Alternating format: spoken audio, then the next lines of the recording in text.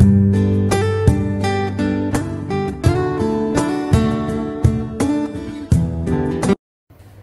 Dear students, welcome back to inside botany. आज हम लोग टाइप्स ऑफ फ्रूट के बारे में बात करेंगे। बहुत इम्पॉर्टेंट टॉपिक है। आपको पता है एंजियोस्पर्म की मॉर्फोलॉजी में फ्रूट्स भी इम्पॉर्टेंट प्लेस रखते हैं और इसके बारे में जानना भी आपको ज़रूरी है। तो फ्रूट्स की स्टडी या उसके कल्टीवेशन को हम लोग पोमोलॉजी के अंदर भी पढ़ते हैं। यहाँ हम लोग मोस्टली इसके मॉर्फोलॉजी की बात करने जा रहे हैं और इससे कितनी कैटेगरी में डिवाइड करेंगे, यानी हम टाइप्स ऑफ फ्रूट की बात करेंगे। सबसे पहली बात करेंगे कि फ्रूट है क्या। तो फ्रूट एक हम कह सकते हैं राइपेंड ओवरी है। राइपेंड ओवरी यानी कि आफ्टर फर्टिलाइजेशन जो ओवरी है उसी को हम लोग फ्रूट कह रहे हैं।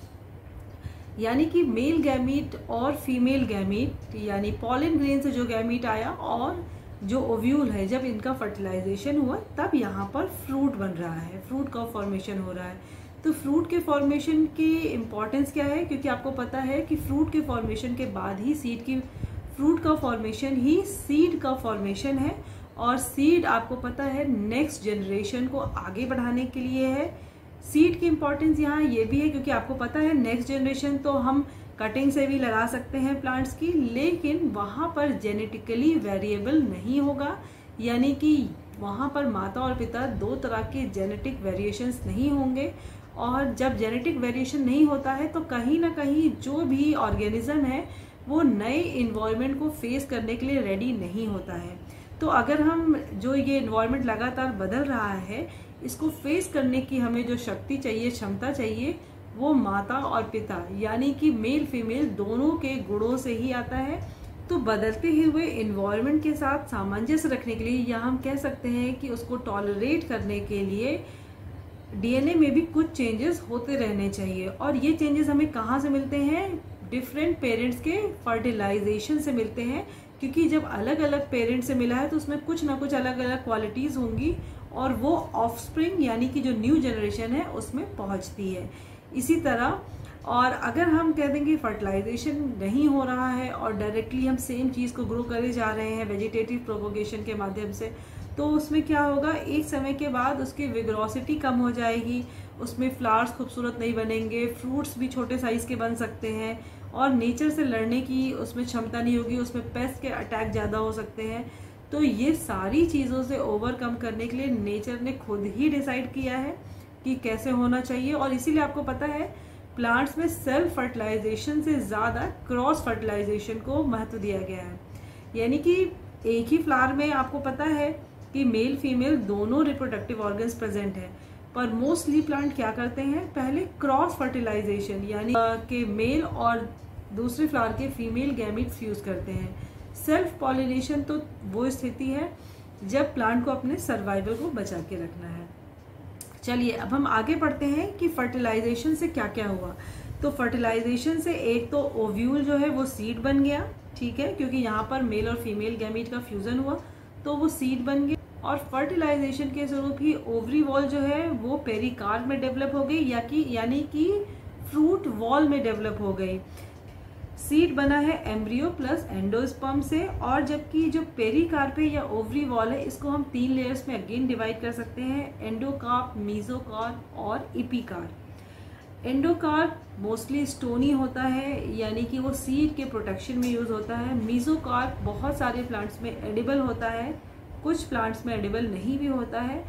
और इपीकार्प जो पेरिकार्प का सबसे ऊपरी भाग है ये अक्सर उसका छिलका या रिंड बनाने का काम करता है। वो रिंड पतली और मोटी हो सकती है डिपेंडिंग अपॉन प्लांट। तो किसी किसी में पेरिकार्प पूरा पूरा खाया जा सकता है और किसी में सिर्फ इसका मीजोकार्प खाया जा सकता है। यहाँ एक इंटरेस्टिंग बात ये भी है कि कुछ फ्रूट्स बिना फर्टिलाइजेशन के भी बन जाते हैं, जिसे हम लोग पार्थिनोकार्पी के नाम से जानते हैं। तो ये जो पार्थिनोकार्पी से फ्रूट बन रहे हैं, अब यहाँ पर जब फर्टिलाइजेशन ही नहीं हुआ तो यहाँ पर सीड भी नहीं बन पाएंगे। तो यहाँ पर क्या हुआ, ओव्यूल डायरेक्टली फ्रूट की तरह बिहेव करने लग रहा है, ठीक है, लेकिन यहाँ पर फर्टिलाइजेशन नहीं हुआ है तो यहाँ पर सीड्स नहीं बनेंगे। इसीलिए ऐसे फ्रूट्स को हम सीडलेस फ्रूट भी कहते हैं, जैसे आप बनाना, ग्रेप्स और पाइनएप्पल में भी देख सकते हैं। इनकी वाइल्ड वेराइटीज में सीड्स को देखा जा सकता है, लेकिन मोस्टली इसमें पार्थिनोकार्पी रिपोर्टेड है। पार्थिनोकार्पी कोई बहुत कॉमन फिनोमेना नहीं है कि नॉर्मली हर प्लांट में ही होता रहे, इसीलिए अगर फर्टिलाइजेशन फेल हो जाता है, किसी भी वजह से फर्टिलाइजेशन फेल हो जाता है, तो फ्लावर मुरझा के मर जाता है और वहां पर कोई फ्रूट नहीं बनता, कोई सीड नहीं बनती है।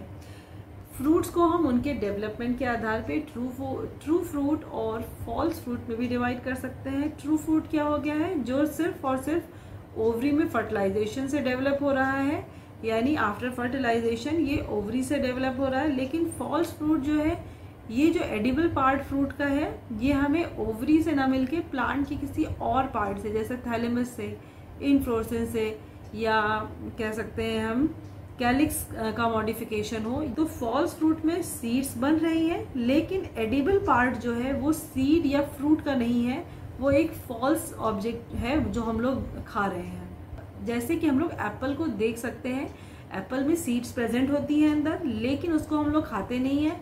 जो खाने वाला पार्ट है वो थैलेमस से बना हुआ है, यानी कि ये एक फॉल्स फ्रूट है।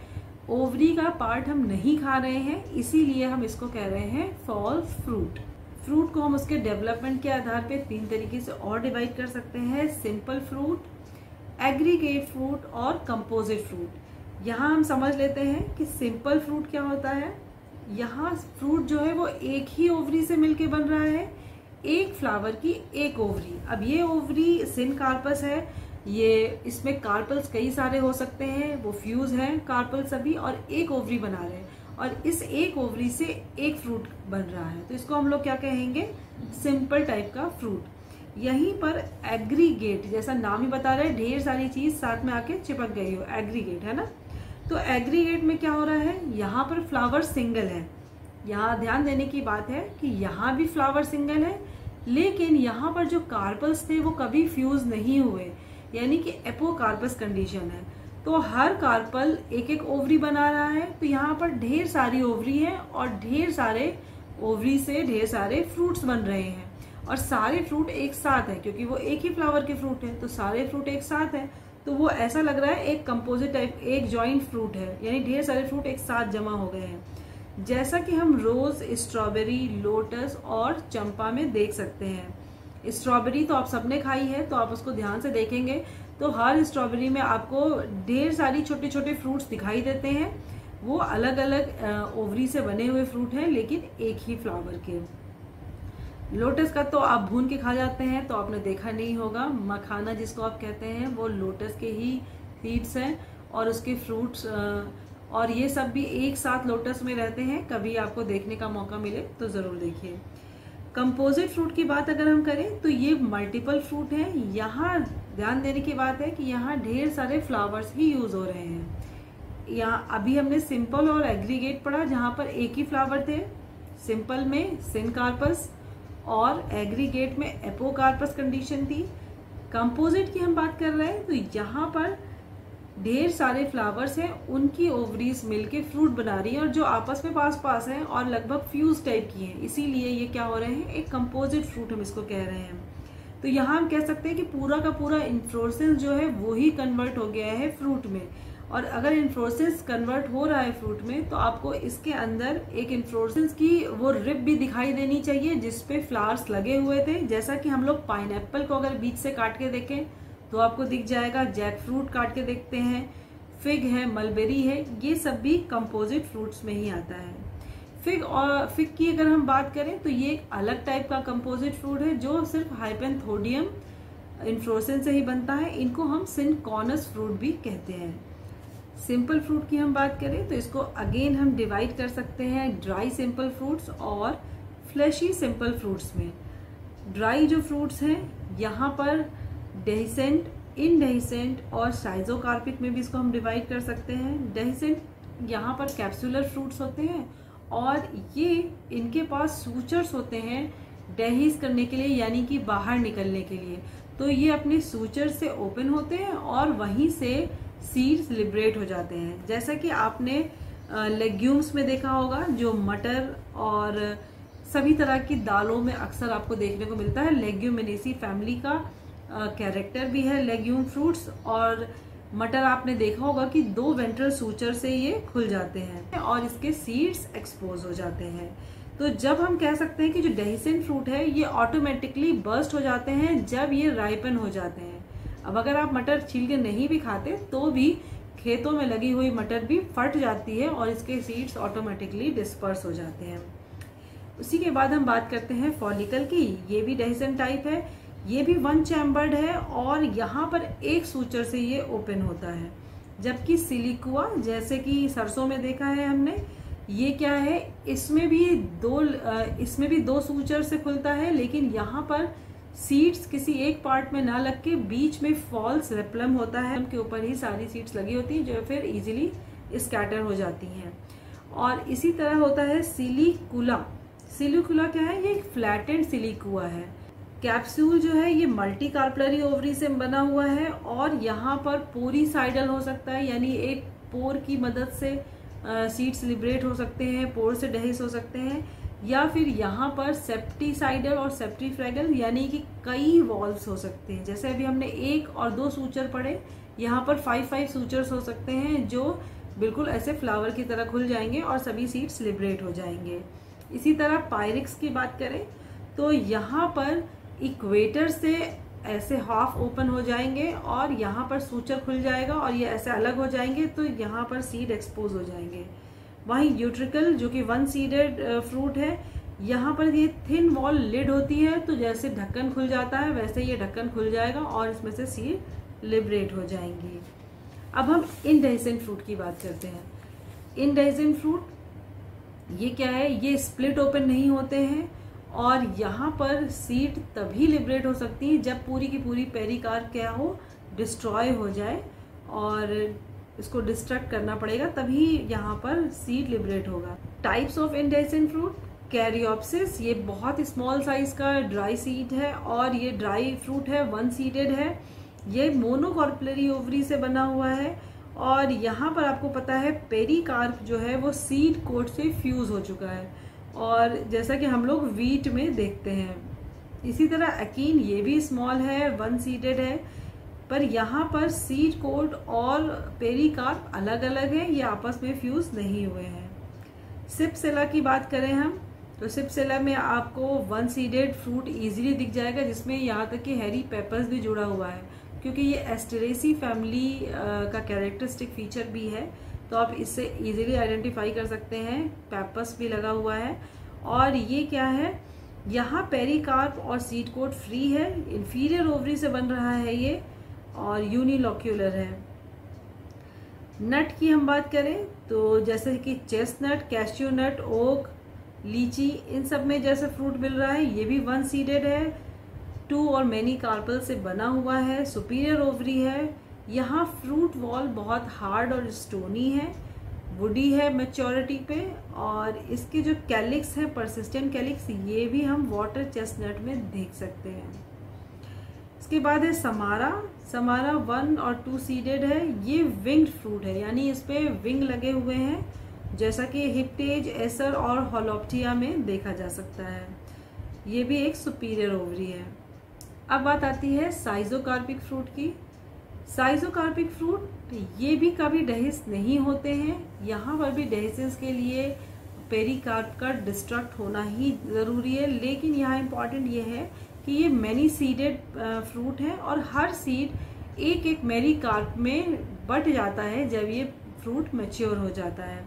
जैसे सबसे पहले हम बात करते हैं लोमेंटम की, जो मिमोसी फैमिली में पाया जाता है। अक्सर आप मिमोसी फैमिली में देख सकते हैं, ये एक लेग्यूम की तरह ही होता है, लेकिन इसमें अलग अलग सीड्स अलग अलग चैम्बर में बिल्कुल बढ़ जाते हैं और इसको हम एक एक मेरिकार्प कह सकते हैं। तो जैसे ही सीड मैच्योर होता है तो ये कई सारे मेरिकार्प्स में डिवाइड हो जाता है। इसी तरह क्रीमोकार्प की हम बात करें तो यहाँ पर 2 मेरिकार्प प्रेजेंट होते हैं। जैसे धनिया के सीड में आपने देखा होगा, ये 2 मेरिकार्प में डिवाइड हो जाता है और फिर दोनों मेरिकार्प जब डिसॉल्व होते हैं तभी सीड लिबरेट होता है।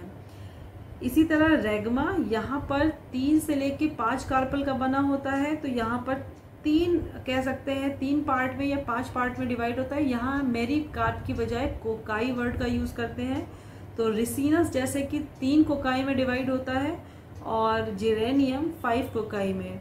कार्सेरुलस की बात करें तो यहाँ पर क्या है, ये 4 मेरिकार्प पे डिवाइड होते हुए हमें दिख रहे हैं, लेकिन यहाँ जितने लोक्यूल्स हैं उससे ज़्यादा मेरिकार्प की संख्या है, क्योंकि यहाँ फॉल सेप्टा बन जाता है। तो हम कह सकते हैं 2 कार्पल्स की ओवरी थी, लेकिन इसमें सेप्टा बनने से ये 4 चैम्बर्ड दिखाई देती है। यानी यहाँ नटलिट्स का फॉर्मेशन हो रहा है, जैसे हमने ऑसिमम और साल्विया में देखा है। तो अब बात करते हैं फ्लैशी फ्रूट्स की। ये भी क्या है, सिंपल फ्रूट्स का ही एक टाइप है। यहाँ पर भी फ्रूट कभी भी डेहिस नहीं होते हैं और सीड्स को बाहर निकलने के लिए फ्रूट का डिस्ट्रक्शन ही ज़रूरी है, यानी कि पेरिकार्प का डिस्ट्रक्शन ज़रूरी है, तभी सीड बाहर निकलेंगे। और ये डेवलप होते हैं सिनकार्पस सुपीरियर या फिर इंफीरियर ओवरी से। मोनो टू मल्टी कार्पलरी हो सकते हैं और यूनी टू मल्टी लोक्यूलर भी हो सकते हैं। यहाँ पर सबसे अच्छा एग्जाम्पल है इसका ड्रूप। जैसे मैंगो का फ्रूट, मैंगो फ्रूट सभी ने खाया है और आप लोग जानते हैं कि उसका हम लोग फ्लैशी पार्ट खाते हैं, उसके अंदर से सीड बच जाता है और सीड आप नहीं खाते हैं, वो अगले प्लांट को जर्मिनेट करने के काम आ सकता है। तो ये ड्रूप जो है मोस्टली क्या हो गया, 1 सीडेड, बस बिल्कुल मैंगो को दिमाग में रखिए। इपीकार्प यहाँ पर थिन स्किन हो गई और मीजोकार्प यहाँ फ्लैशी है जो कि एडिबल पार्ट है। इंडोकार्प हार्ड है जो सीड को प्रोटेक्ट कर रहा है। मैंगो, पीच, कोकोनट, आलमंड ये सब ड्रूप की कैटेगरी में आते हैं। पर यहाँ इंटरेस्टिंग बात यह है कि कोकोनट में आप मीजोकार्प नहीं खा सकते हैं, क्योंकि मीजोकार्प यहाँ पर फाइब्रस होता है और बहुत ज़्यादा कह सकते हैं थिक है, फाइब्रस है। एंडोकार्प भी बहुत हार्ड है, वो भी नहीं खाया जाएगा। इपीकार्प इसका थिन हो सकता है लेकिन हार्ड बहुत ज़्यादा है, वो भी नहीं खा सकते हैं। तो इसमें खाने वाला पार्ट क्या है, इसमें खाने वाला पार्ट एंडोस्पर्म है, जो आपको व्हाइट कलर का अंदर दिखाई देता है। लिक्विड एंडोस्पर्म कोकोनट में पाया जाता है, जो धीरे धीरे आप जैसे कोकोनट मैच्योर होता है उसकी आपको एक लेयर उसमें दिखाई देती है। सेकेंड टाइप है फ्लैशी फ्रूट का बेरीज। बेरीज जैसे टमाटो का फ्रूट हो सकता है। तो यहाँ पर फ्रूट जैसे टमाटो को आप ध्यान में रखिए, ये मैनी सीडेड है, मल्टी कार्पलरी ओवरी से बन सकता है, मोनो कार्पलरी ओवरी से भी बन सकता है। सिन कार्पस है ओवरी, ओवरी सुपीरियर इंफीरियर दोनों ही हो सकती है। प्लेसेंटेशन यहाँ पर एक्साइल या फिर पैराइटल होगा। एपिकार्प थिन है, मैनी सीडेड एम्बेडेड है और फ्लैशी पार्ट क्या है इसका, जो पूरा मीजोकार्प कह सकते हैं वो फ्लैशी पार्ट है और वही एडिबल भी है। तो ग्रेप्स, ब्रिंजल ये सब सुपीरियर ओवरी के बने हुए, जबकि गुआवा और बनाना यहाँ पर इनफीरियर ओवरी है। डेट पाम की हम बात करें तो ये 1 सीडेड बेरी है। या थर्ड फ्लैशी फ्रूट है पेपो। ये आप कुकुम्बर को याद कर लीजिए तो आपको इजी होगा पेपो को समझना। ये मैनी सीडेड फ्रूट है और ये इंफीरियर ओवरी से मोस्टली बना है। यहाँ पर ट्राई कार्पलरी ओवरी है, यूनिलॉक्यूलर और पैराइटल प्रेजेंटेशन है। यहाँ पर एक ऊपर की जो कवरिंग है उसको हम लोग रिंड कहते हैं, जो इपीकार्प से बनी होती है। तो कुकुरबिटेसी के सभी मेंबर्स में पेपो फ्रूट पाए जाते हैं। इसके बाद आता है पोम, जो कि एप्पल का फ्रूट है। पोम ये 2 कार्पलरी से मैनी कार्पलरी ओवरी तक हो सकती है। इसमें सिन कार्पस इंफीरियर ओवरी से बना हुआ है। एडिबल पार्ट यहाँ पर थैलेमस है, जो कि ओवरी का पार्ट नहीं है और इसी के अंदर, इसी फ्लैशी थैलेमस के अंदर ओवरी या फिर सीड सुरक्षित है। हेस्पेरिडियम की बात करें तो सभी सिट्रस फ्रूट हेस्पेरिडियम में आते हैं, जैसे लेमन, ऑरेंज और जो भी आपको सिट्रस फ्रूट का नाम याद आ रहा है। यहाँ पर ये मल्टी कार्पलरी ओवरी से बन रही है। सिन कार्पस सुपीरियर ओवरी है। इसका एपिकार्प जो है वो बहुत थिक है और लेदरी है। अब इसके अंदर आपको पता है मीजोकार्प प्रेजेंट है, जो एक फाइब्रस लेयर है, और उसके अंदर जो एंडोकार्प है ये बहुत जगह से मुड़ी हुई है और बहुत सारे चैम्बर्स बना रही है। और हर चैम्बर्स में आपको पता है कि फाइब्रस ग्लैंडुलर हेयर प्रेजेंट हैं, बहुत सारे ग्लैंडुलर हेयर्स प्रेजेंट हैं जो जूसी है और यही इसका एडिबल पार्ट है और इन्हीं के बीच में सीड्स प्रेजेंट होते हैं। Balausta multilocular multiseeded inferior ovary से बना है। यहाँ पर पेरिकार्प बहुत हार्ड है। परसिस्टेंट कैलिक्स प्रेजेंट है as a crown. Seed irregularly present है और कार्पल्स 2 रो में प्रेजेंट है। एंडोकार्प भी हार्ड है। यहाँ पर एडिबल पार्ट टेस्टा है जो कि फ्लैशी, जैसा कि हम पोमोग्रेनेट में देख सकते हैं। इसके बाद है एम्फीसार्का जो ऑल्सो मल्टीलोक्यूलर और मल्टी कार्पलरी ओवरी से बना है। यहाँ पर ओवरी सिन कार्पर्स और सुपीरियर है। पेरिकार्प अगेन बहुत ज़्यादा हार्ड है। Inner part of pericarp is flashy and edible along with fleshy placenta.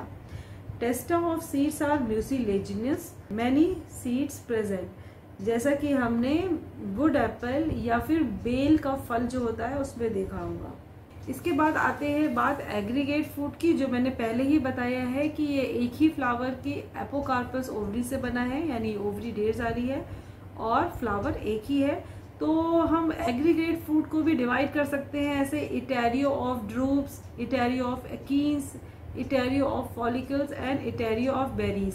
तो अब जो भी क्वालिटीज ड्रूप की हैं वो इटेरियो ऑफ ग्रुप्स यानी कि ग्रुप ऑफ ये ड्रूप्स का है, तो उस पर वही क्वालिटीज होंगी। इसी तरह अकीन का इटेरियो यानी अकीन के फ्रूट का एग्रीगेशन है, फॉलिकल के फ्रूट का एग्रीगेशन और बेरीज के फ्रूट का एग्रीगेशन हम देख सकते हैं। एग्जाम्पल्स यहाँ मैंने ऑलरेडी दे दिए हैं। अब हम बात करते हैं कंपोजिट फ्रूट की। तो कंपोजिट फ्रूट को अगेन हम 2 भाग में डिवाइड कर सकते हैं।